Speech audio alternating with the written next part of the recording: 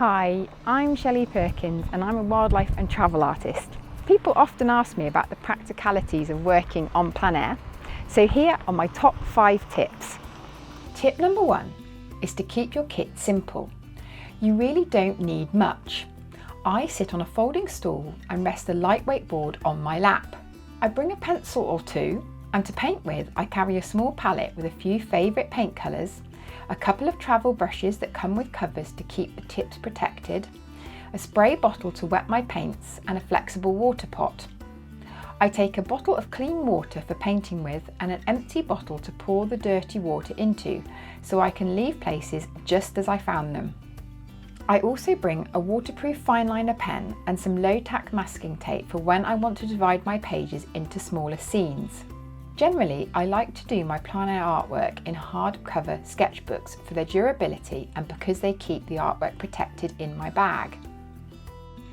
Tip number 2 is make it comfortable. If I'm hiking, I carry my lightweight folding stool to sit on, but actually you don't even need to get out of the car to paint plein air.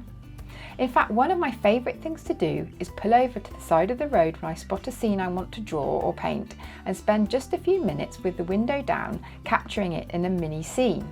Travel art doesn't get much more comfortable and convenient than this, and you can keep a little bag in the car always at the ready. My third tip is to invite a friend. Creating in the company of others is always rewarding, and if you're not used to working outdoors, it can feel less daunting and more fun when you go with someone else. Even if the person with you isn't making art, they could read, chat, observe nature with you, enjoy the views, take photos, have a picnic and share the moment together.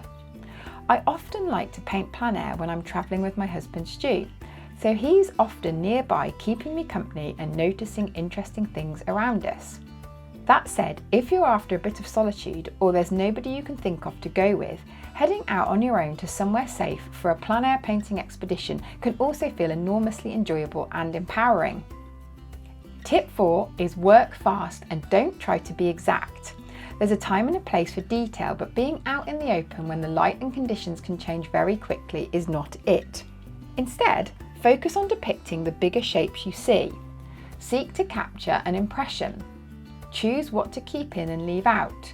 Pick a focus for your painting. It might be the sky, a tree, something smaller. Your plein air artwork, along with photos you take while you're there, which I also recommend you do, can inform other bigger pieces you create back at home. So think of your outdoor art making excursions as artistic exploration and information gathering. My 5th and final tip is don't be shy. This is the thing that holds a lot of people back from making art outdoors, and I get it. Painting in public can feel strange the first few times if you usually only create art in private. People will sometimes stop to say hello because they're curious about what you're doing, but I've always found them to be kind and supportive.